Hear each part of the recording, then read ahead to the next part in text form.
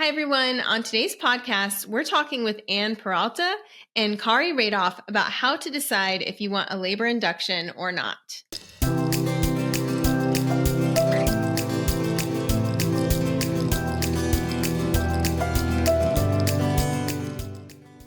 Hi, everyone, and welcome to today's episode of the EBV podcast. Today, I'm so excited to welcome Dr. Peralta and Kari Radoff, who are here to talk about their nonprofit Partner to Decide and how you can decide if you want a labor induction or not. Dr. Peralta is the founder and CEO of Partner to Decide, a nonprofit dedicated to improving decision-making in perinatal care. Anne has spent more than 15 years leading, innovating, and growing programs that support empowered decision-making for families. She has a doctorate in public health and management, leadership, and policy, and a master's in public health in maternal and child health from Boston University School of Public Health. Anne is also a mom to two amazing kids, and it was her own perinatal care journey that inspired Partner to Decide's first decision aid on routine induction of labor. Joining us also today is Kari Radoff. Kari is a certified nurse midwife and associate director of midwifery services at Boston Medical Center. She is an assistant professor of obstetrics and gynecology at Boston University School of Medicine. Ms. Radoff joined Boston University in 2012 after completing a Fulbright grant in Nicaragua. During her grant, she developed a radio-based pregnancy education intervention. Throughout her career, Ms. Radoff has advocated for patient-centered policies and interventions to promote physiologic birth. Kari has also created patient education materials in multiple languages to support pregnant people at a safety net hospital. Her research interests include patient-centered systems improvements that advance perinatal care experiences and outcomes in safety net populations. And Kari is a clinical consultant for Partner to Decide, the nonprofit I just mentioned that we'll be talking about in more detail. Anne and Kari, welcome to the Evidence-Based Birth Podcast. Thanks so much for having us. So I was wondering if you two could start us off by telling us what inspired the creation of a decision aid for labor induction, and what were you hoping to achieve in filling this gap in care? Yeah, absolutely. So this is Anne, and I think first I'll just describe a little bit like what is this decision aid that we're talking about, and then I'll talk about what inspired me to start working on it. So a decision aid is a decision support tool that lays out options and balanced pros and cons of all options, and often helps someone think about what they most care about. So which of those pros and cons are most important to you? And in our case, the decision aid also has questions you might want to ask your provider, and things like that. So in this case, this is on routine induction of labor, meaning induction without a medical reason. So any kind of induction when you don't have a medical reason for the induction, like hypertension or something like that, anytime from an induction at 39 weeks to waiting beyond 42 weeks instead of having an induction. So I just want to say a little bit about that. There's a paper version that's sort of a static PDF, and a more interactive web version on our website. So why did I create this? What prompted me to do this? So it was really my own experience. So when I was pregnant for the first time with my now 10-year-old, she just turned 10, I was pregnant for the first time, and I happened to be in my first semester during my pregnancy in that doctorate of public health program at BU. I was in the evenings in class listening to Dr. Jean DeClercq talk about induction rates and things like that. And my day job was I'm working in adolescent health, and really focused on empowered decision making. So that's a little bit of the context in which I was pregnant. And then when I went past my due date with my daughter Frida, a couple days after my due date, I had a standard appointment with my midwife. And she said, Anne, we usually schedule inductions after 41 weeks. They can be hard to schedule if you don't get them on the calendar. You might want to have one just in case. Would you like Tuesday or Wednesday?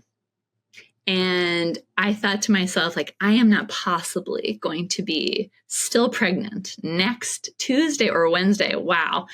So I said, I'm not sure, Wednesday, and just kind of made an appointment, sort of to appease the current conversation, thinking I would definitely go into labor before then.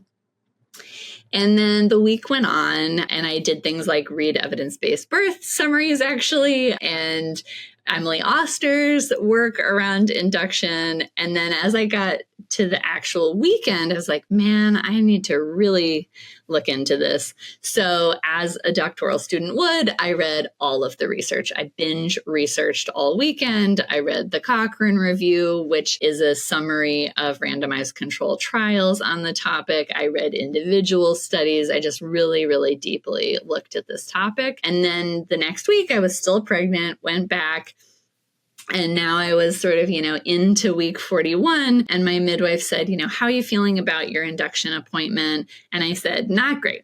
I don't want an induction. I'm trying for an unmedicated birth. I really don't want a lot of interventions. I'm very healthy. This pregnancy has been going very well. I don't want it. It just feels arbitrary to me that one day you think I'm fine and the next day I'm not. And I read all the literature. It didn't convince me. And she said, well, and it's not arbitrary. Your risk of stillbirth is 3 times higher if you go past 42 weeks.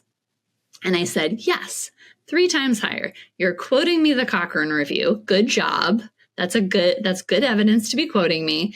But 3 times higher is also, we're talking about at the time at that Cochrane Review, it was 3 in 1,000 versus 8 in 1,000. And that was beyond 42 weeks. So she was like, well, no one can say you're not informed. And she had to actually go and talk to other midwives on her team about sort of what they were going to do with me because I didn't want an induction and they sort of weren't used to people declining. So she went and talked to her team, came to okay, if you go past 42 weeks, we want you to come in for monitoring every day. And I said, sure, monitor me away. Like, great, that's totally fine as a plan. And luckily, I went into labor on my own at 41 weeks and 6 days, just missing this deadline of constant monitoring. And I went on to have a really wonderful birth experience. I was able to have an unmedicated birth. It wasn't all pretty and beautiful, but it was a really empowering experience. And it felt like it started for me, given my preferences, with that being able to make that decision and be respected in that decision, that's not what I wanted in terms of how my labor started. But that experience, both how positive and powerful it felt, and the fact that looking back, right, all those little comments like, well, no one can say you're not informed, right? It sort of always bothered me that it felt like the ability to make that choice and have that choice respected seemed to really hinge on a lot of my identities, including being a doctoral student and being able to read that literature and argue about 3 times higher. What is that? What are those actual numbers? And the other thing that bothered me that I really wanted to work on and be a part of the solution is random people in the world, like baristas and ultrasound techs, when I was very, very pregnant, would say, like, I was a really large pregnant person. And they'd be like, wow, when are you due? And when I said like 10 days ago, 12 days ago, people would say, oh, wow, like how much longer are they going to let you go? And that let you language just really, really bothered me. And I think was, really telling of our system in which we, as a culture, not just within a medical setting, but as a culture, wonder if it's really a pregnant person's decision whether they should be induced or not. And I know I really appreciate you bringing up this respectful maternity care piece in your October podcast episode on the ARRIVE trial, because I think that is often that this piece of like, how do you make this choice? How do you have a good conversation between a provider and a patient is the gap that's missing here. We have all these guidelines saying that we should do this, but the reality is most people are not experiencing that. Yeah. Wow. That paints such an interesting picture. I can almost like picture you in class, like, in your spare time, looking up the evidence-based birth article on going past your due date. And it's so funny that was all happening around the same time. And you were in class with Dr. Eugene Dekker, who's like one of the leading researchers on maternity care in the United States. It's so true, though, what you said about how you were able to get your decision respected partly because of the privileges of where you were, who you were, and having a provider who was willing to listen to you, although they clearly were feeling hesitant about it. And that brings me to Kari. As a clinician and a nurse midwife, you've been on the other side of that conversation, right? Where you're feeling pressures of the system to induce of risk management. You know, it's not just stillbirth, but there's other risks involved as well, you know, hypertension, other complications of pregnancy that increase as you go past your due date. So what has your clinical experience been like surrounding this whole induction decision? Yeah. This is Kari. Thanks so much for asking that question. When I think back to what we do as midwives in our training, we're taught about how shared decision making is really so critical to the work that we do. And we even call it one of the hallmarks of midwifery care. And that being said, and even though we've got these guidelines, these clinical position statements that come out of my organization, the American College of Nurse Midwives, and then also from ACOG, the American College of Obstetricians and Gynecologists, nobody has really said, how do you actually achieve this shared decision making? Like, what are the tools that you integrate into your practice to ensure that you are having those respectful communications? And I always think about this kind of framework around person-centered care where it's based on respect and communication and shared decision-making. And many of us feel like we're excellent at shared decision-making because we're good communicators. We respect the patients that we're with, but we're not always like crossing that chasm and actually engaging in shared decision-making. And I think that's what's also been borne out in the research as well. When we start listening to patients about, or pregnant people about their experiences. And I think in particular, people of color, they tend to say, I wasn't engaged in shared decision-making. I wasn't given the autonomy to have a choice. I was told what I was going to do or what I needed to do. And so I think what's been wonderful for me as a provider and working with Anne through the stages of this project is actually having like a very concrete tool that helps me do my job in a better way. And I feel like having these types of tools, this creates a bit of a roadmap that says, here's how you can do this as a clinician. Like, here's something that's really practical that you can use to make sure that you're having these conversations. And I think having those conversations in a really consistent way with anyone who comes in front of you. So whether that is the individual who doesn't speak the same language as you in a safety net hospital versus somebody like Anne, who might come in armed with all of the research and knowing what her decision already was without even talking with her provider. So I think that that's like the gap that's being filled here. And I think truly as a provider, like I've had shared decision-making conversations, or I've had conversations around induction of labor, but this has really laid it out in a way that's easy for me. It fits into my clinical workflow. And I really feel like I am having that high level communication that I want to have with my patients and providing them those risks and benefits in a way that sets it up before them so that they can have everything to make that informed choice. Yeah, it sounds like both of you are really big proponents of informed choice and autonomy, but also like accurate information. And what role does personal values, preferences, or even intuition play in this process of just making a major decision like this? I mean, it's really built, all of those are built into the tool, again, to make it easy for a provider to not skip that part. So there's a section on both the paper and the web-based tool. The web-based, it's a little cooler, it's a quiz, but on the paper-based tool, it's sort of an insert, and it walks through statements and sort of asks you as a pregnant person to reflect on, how important is this to you? Is this, for example, is it, are you really anxious for your baby to come? or not? Plenty patient. Are you already planning to use an epidural? So, if there's a slight increase in pain medication use with an induction, like that's not going to affect your decision most likely. And then there's a cultural and personal reasons element of that, because this is a topic that has very deep preferences, right? Some people are like, really want an induction and have really strong feelings about that for whatever reason, and other people who really don't want an induction and have really strong feelings about that. So there is the evidence pieces and things to consider of like, how much do these, risks matter or not to you, and how much of your decision are they going to be? Like I like to say, I wasn't compelled by the small increase in risk to, about stillbirth and perinatal death for me personally. So, but that is my own risk tolerance. And the fact that I had, I don't have any bad experiences. I don't have any wonderfully loved ones who have lost a baby. That might have been very different if I had a different feeling about that, or something had scared me in my pregnancy. I might have seen that same difference in risk and been like, nope, absolutely not, will not take any elevated risk.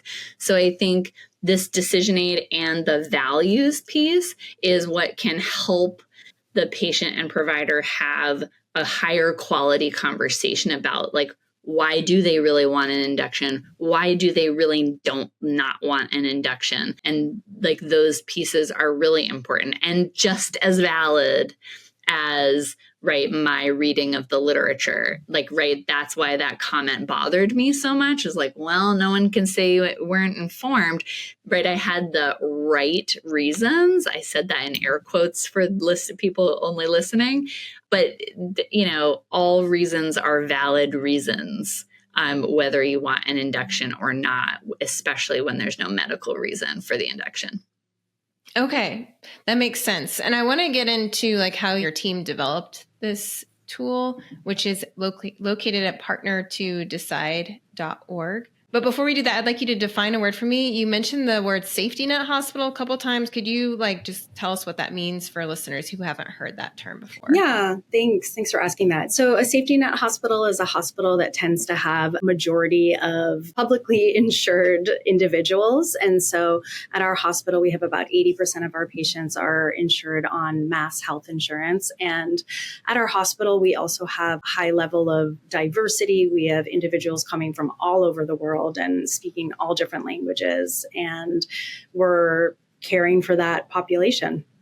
Mm-hmm. Okay, so Anne or Kari, whichever one of you wants to talk about, like, how did you start? You had this idea that you wish you would have had something like this when you were pregnant, Anne, but how did you go about developing it? Mm-hmm. I'll start off, and I know Anne was really the visionary on this, and she spent a lot of time just even drafting this and coming up with the imagery around it and going into the Cochrane reviews and pulling that evidence for the evidence base that went into this tool. And then it really was this iterative process where we were working with a team of providers, and that team of providers was really diverse. So it included physicians, obstetricians, family medicine doctors, nurses, nurse practitioners, and nurse midwives. And so there was really diversity of healthcare belief systems that went into this, or philosophies, I should say. And then there was a lot of engagement of pregnant people. And the pregnant people that were working with us were basically reviewing the tool. They were providing feedback so that we could update, adapt it, and improve it so that it was really meeting the needs of our community. And the testing for this tool primarily happened at Boston Medical Center and some of our community health centers. And within this hospital system, as we mentioned, we have many individuals who spoke different languages. And so this tool was translated from the beginning in Spanish and Haitian Creole. And so we were able to interview those individuals, get their feedback right from the beginning, and have their feedback go into the updates and iterations of this tool over time. As we were developing this tool and doing the testing of this tool, prioritized having a design for equity, making sure that it was going to meet the needs of the population at our hospital system. And so, for Anne, where she had access to PubMed and she could get on to up to date and get all of this information and distill it, we wanted to have something that any individual, regardless of their level of education, their health literacy, could really access this and still get the most fundamental information from this tool. And so it's written at a 6th grade reading level. We prioritize gender neutral language and actually wrote the tool in second person using you so that the individual reading it could really identify as their own decision and their own choice. We also really wanted to use non-judgmental language. We know that some words like normal and natural might be triggering for some people. So really tried to keep it very neutral overall. So those are a lot of the pieces that went into developing that testing of the tool and these kind of reiterations. And I know that Anne continues to do interviews with individuals right now as we work on some new tools and work on improving the web version of the Partner to Decide induction tool. Yep. And I think just the overall big picture is right. I was reflecting on how many of my identities needed to be there, including my personality, by the way, right? Like the fact that I thought I could make a different decision that wasn't presented to me, right, is like partially a personality and culture thing, right? But I really wanted to design a tool where you would have to have none of my identities. You wouldn't need to be a native English speaker. You wouldn't need to be white. You wouldn't need to have private insurance. You definitely wouldn't have to have a doctoral training to be able to access the evidence and actually understand it. And I also, sometimes it's always hard. I'm sure, Rebecca, you deal with this all the time. It's hard to decide which evidence to use. That's a whole component of how you build the tool like this, or how you, what you decide to use as evidence. And I really went with very mainstream evidence because I wanted providers to use it. And I wanted OBs to use it, not just midwives, not just early adopters. I wanted it to be a really mainstream usable tool. So I chose to just, Cochrane reviews are often considered gold standard evidence. This particular Cochrane review, and probably others, it's not perfect. It has issues. It is not the perfect evidence, but it is pretty good evidence that is pretty widely accepted by providers. And I think of note, right, that's the statistic that was thrown at me of why would I want an induction? 3 times higher risk of stillbirth, right? That person was quoting me the Cochrane review. So I really wanted to use that evidence, but share it with absolute numbers, so actual numbers, and not just in relative terms, because often, like my own experience, even when a provider is using the most up-to-date statistics, they're often only sharing it in relative risk, which, by the way, is understandable since many studies and many guidelines report it that way. So you have to actually do math, right, to get to the absolute numbers. But I wanted to sort of do that math for people and make it easier for providers to explain that and easier for people to understand it. Yeah, we talk a lot about that in our research team at EBB, whenever we're drafting something and all we have is relative risk. I'm like, is there any way we can get the absolute risk? So for those of you who don't know, relative risk is the risk of something happening to you in comparison to someone else. So for example, with the ARRIVE trial, there was a 16% reduction in 39-week elective induction, but the absolute risk was actually a decrease of 3.6% because the risk went down from 22.2% to 18.6%. And if you do the math, that's a 16% reduction in relative risk, but it can be a little misleading. So I really like how in your tool, you do give the actual numbers. It's just easier for all of us out there to understand, especially when you're talking about something as important as the risk of stillbirth. You want to know the actual numbers, right? Not just some kind of number that you have to do a math formula to figure out what it means.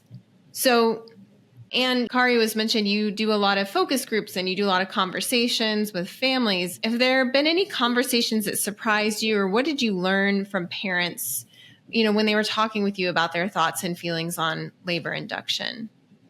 Yeah, I mean, I was really quite shocked in a positive way by what pregnant people I interviewed said about what using this tool with their provider meant to them.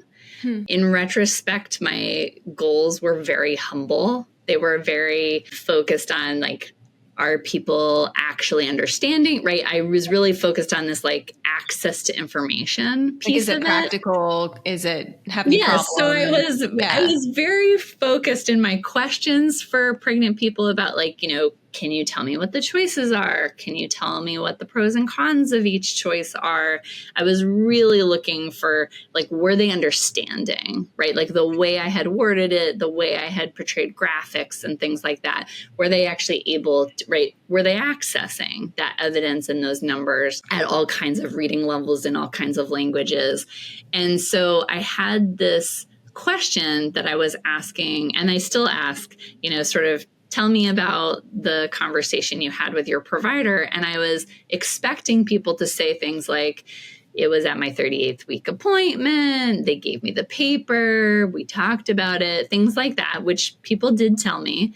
But people also said things like, this just gives me so much power.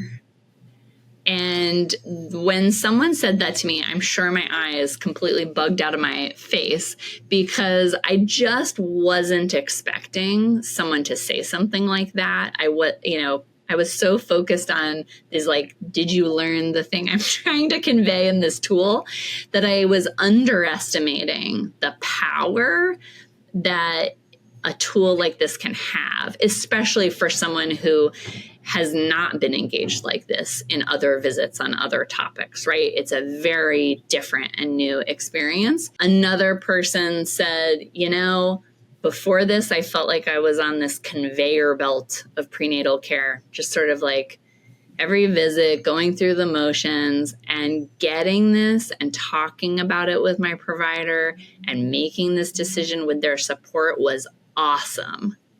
And I just wasn't expecting to hear things like power and awesome, especially with the question I was asking, which was tell me about your conversation with your provider. And then another story I like to tell because it really helps me talk to providers and healthcare settings about the need for this tool is right on one end of the scenario is me, who, a person who didn't want an induction.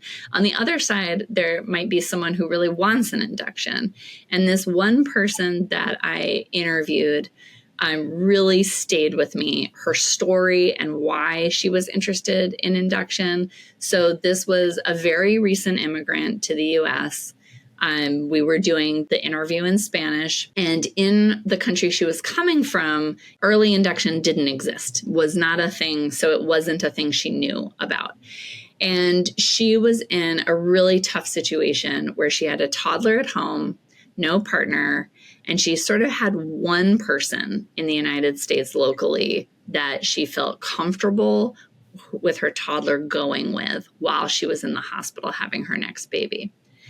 And this person was only available on the weekend. Now, is induction the right solution for this? I won't comment on that. But what she said to me in the interview was, I never would have known I could even ask about this. I didn't know this option existed and that it might be the way that I end up in the hospital, giving birth over the weekend, and my toddler, won't go into temporary state custody and instead will be with my friend. And I share that story because one of the things I sometimes hear from hospitals and healthcare systems is well, we don't do elective induction right now. We don't have the staffing, whatever. We don't offer that right now. So we don't need your tool. It's a really clear example of a person who would never have known to ask. Whereas someone like me, if I had wanted really wanted a 39-week induction, I would have known that that was a thing that I could advocate for. Maybe they couldn't accommodate it, but I could certainly bring it up early and often and really try to advocate for myself. And this other person couldn't. And to me, that's not fair. And that is one of the reasons why I think everyone should be using this tool, no matter what your hospital policies are, no matter what your personal opinion is, that I'm not sure if she decided to get an induction or not, and if that was being able to be accommodated, but she was so grateful to know that that was something she could talk about. And she wouldn't have known that if it weren't for the tool, because she was in midwifery care and that wouldn't have been brought up. Interesting. Yeah. It just goes to show you information is power for, all of us. And that makes me think though, Kari, Anne was talking about the provider side of the conversation. Can you talk a little bit how providers are using this decision aid and how it's impacting the conversations about induction? Yeah. I think what's really nice about this tool is that it's short, it's succinct, it's easy to use in a clinical encounter. You can kind of drive your eye towards key areas that you might want to point out with the patient and bring this topic up with them. And it's something that you can use over several encounters too. You could start earlier and just say, hey, you're 37 weeks. Congratulations, your term. This is so exciting. Sometimes people ask me what will happen if I go to my due date. Here's like a QR code. You can go and read this and we'll talk about this, and something that as your pregnancy continues, we can discuss it a little bit more. I like that aspect of the tool.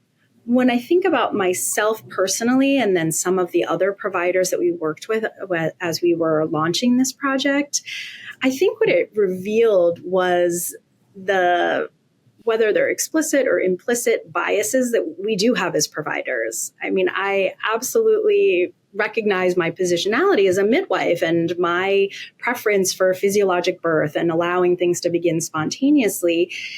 And the patients that I care for, that might not be where they're coming from. And just as Anne was talking about the different patients who and their experiences with this, if I haven't had the opportunity to talk to people about this, I'm probably just going to go with my own recommendation or my hospital institutional policies. Like, we'll do an induction at 41 weeks, and that's kind of the end of the conversation. So it really has opened that up in my own mind and in my own counseling around this.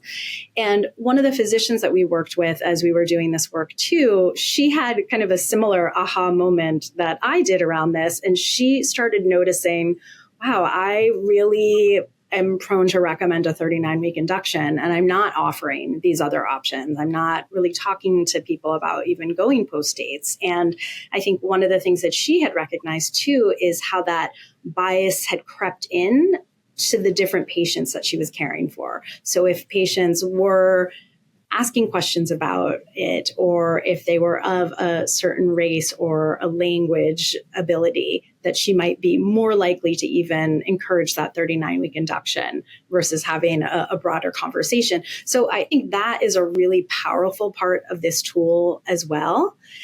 And one of the things that we've talked about when we discuss this with other hospitals and other teams is having a tool like this and having these different options of this early 39-week induction, a 41-week, or kind of awaiting spontaneous labor. It doesn't negate a recommendation. Like, I can still make my recommendation to a patient, say, you know what, you're really healthy, you're low risk, you are an ideal individual, so let's wait and see what happens with labor. But what are your preferences? And here are your choices and your options.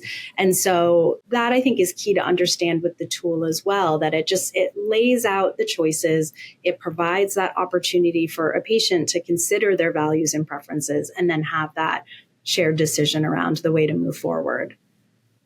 So it sounds like you haven't had too much trouble, like, I'm assuming, getting midwives to adopt using the decision tool. What about obstetricians? I mean, I would say everyone is uncomfortable with whatever is furthest from their current practice. So including midwives. I think midwives are easier to sell, again, because as Kari said, shared decision-making is like a hallmark of their whole profession.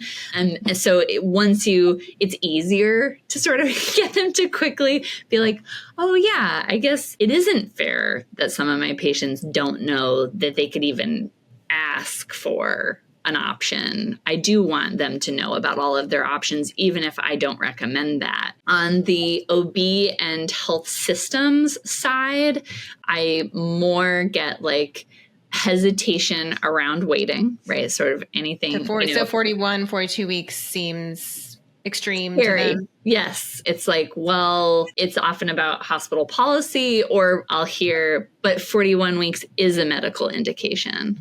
So I'll hear that, or I'll hear, we don't need your tool because we don't offer, like at my hospital, we're not able to do 39-week inductions. And to me, if you peel back the onion on that comment, it means that people are uncomfortable naming options, that they're sort of uncomfortable bringing up something that isn't easily available, which is understandable, but also you still get into that. Some people already know that and some people don't. But the other piece is that when someone tells me, oh, we don't do elective inductions, so we don't need to use your tool, it completely leaves out this like 41 to 42 week and beyond choice that, again, all of, it should be a choice. It is it is a choice. This is also, I always say, like, the American College of Obstetricians and Gynecologists says that, like, in their guidelines, they actually say that patients should be offered induction between 41 and 42 weeks, and they recommend induction at 42 weeks. That is not the same as having a policy where everyone is induced at 41 weeks. Right. So there are these real gaps between even what these national organizations say and then what actually happens in the real world. And that's not even, right, the people who are just sort of saying, I recommend 39 weeks. That's the safest choice for you and your baby, right? Even on the things that are very much in all of the national guidelines, we are not routinely doing that or experiencing that. So what I'm hearing you say is the challenge in getting some OBs to adopt it is, first of all, they might not be comfortable with the options of waiting till 41 or 42 weeks, or even going past 40 weeks, I've heard in some cases. And then the other issue has to do with, they see a 41 or 42 week induction as medically necessary, whereas this decision aid tool is technically about like choosing an elective induction. So there's some kind of misunderstanding about the terminology there. Yes. Yep. Okay. Yes. And which is why I've come to use the word routine induction. Okay. Because to me, it maybe for some, it's a little jargony, but it sort of gets away from this idea that, because I think 41 weeks is routine induction in most practices in this country. If, in some it's earlier and some it's a little later, but there usually is a pretty strong policy and practice in place at a given healthcare system. So I think talking about whatever that is, whether at your institution that's 40 weeks or 41 weeks or 42 weeks or 41 and 5 days or whatever it is, that's still a choice that people should be informed about and be able to make the decision of whether that, they recommend it, but is that the right thing for that person? Okay. Interesting. I hadn't really thought about using that language, routine, instead of elective at 41 or 42 weeks. That's really helpful. There are two things that you said earlier that really stuck out at me. I want to make sure we have time to talk a little bit about how listeners can access the decision aid. But you all were mentioning, like, Anne, when you were sharing your story and this kind of like starting it, was it 38 weeks of telling you, we want to schedule your induction. What I'm hearing from a lot of doulas with their clients is that these conversations about elective induction, which, like you said, are more about routine. It's what that doctor does or what that practice likes to do. It's creating a lot of anxiety, the pressure to decide something that they didn't even think they would have to decide because they just assumed their body would go into labor. And now all of a sudden they're being told that, we need to schedule this, and they're receiving pressure, coercion, scary, threatening language, that could in itself cause potential health complications with that increase in the sympathetic nervous system, and the anxiety surrounding having to make that decision or feeling that pressure. Have you thought at all about that in your developing of this tool? Yeah, so thank you for this question, because one of the really interesting things that came out of our patient interviews when we were first implementing the initial versions was that patients wanted this tool introduced earlier than providers wanted to introduce it. So from the provider's perspective, it was like, well, this person might go into labor, and then I've spent my precious time in these really short visits on this topic that isn't even might be relevant to them. So providers, especially those who weren't really recommending 39-week inductions, didn't want to bring up the topic until 39 or 40 weeks, right, to sort of save time in visits. And patients were very clear of this doesn't need to be some stressful, quick decision that I need to make. I want to hear about this at 37 and 38 weeks so that I have plenty of time to read this, talk to my partner, talk to my mom, whoever are your people, and have those opportunities to ask your next question at your next visit. So that was really interesting, because that really helped providers buy into actually we do need to move it earlier, to hear that so clearly from patients. Because it is stress. And I experienced a lot of anxiety between my conversation where I said, no, your 3 times higher of stillbirth is not compelling enough for me to do an induction, and actually going into labor. I spent many moments really worrying, am I making the right decision? What if, God forbid, something terrible happens? Will I ever forgive myself? Because it is very scary, especially when often the only risk or benefit of any of these options without a tool like this is stillbirth. No one talks about anything else. It's just you better do this because your baby might die, which the reason I included it in the tool is there is evidence that people should be aware of a small increase in risk. People, in my opinion, get to make that decision for themselves if that is a compelling level of risk to make a decision or not. Interesting. Yeah. I think too, when you talk about having the conversation earlier, when it's presented in this kind of this is information, you get to choose, this will be, this is something we discuss, but we're not going to force you into anything. Yep. Is a lot different than being told at 38 weeks, well, we have to schedule your induction next week, and then kind of being given threatening language if you don't. Very different conversations, I can imagine. It would be much less stressful if it's just presented as an option that we like to talk about, but you don't have to do, make any decision right now. So That's a good point. And then Kari, one last question I have for you. Yeah. One of the things we're also hearing from around the United States, well, first of all, doulas are telling us that the majority of their clients are now being induced. It is not, a minority thing anymore. It seems to be more and more with the ARRIVE trial, elective induction, especially in obstetrician practices, but even in midwifery practices, sometimes there's pressure to induce by 40 weeks. Mm-hmm. Often it's not presented as an elective induction. It's presented as a medically necessary induction, even though it might not be. They might just say, well, we're really concerned about the size of your baby, or we're really concerned about your risk of stillbirth, even though there isn't, any. It's almost presented to the parents as really medically necessary for your safety. And then they find out later that maybe it was coded as an elective induction. It's being framed as not elective. So what thoughts do you have for our listeners about how to handle those kinds of situations? Yeah, it sounds so hard. It's a really different climate than it was years ago. And I mean, I know that our induction rates nationally are close to 40%. And so this is certainly something that's happening. And I guess for listeners, I would just really tell them to go and get this tool and try to use it with their provider as well. So although we've designed this for patients and providers. I don't want patients to feel like it has to come from their provider. They can bring this in and use this as a tool to help facilitate some of these conversations.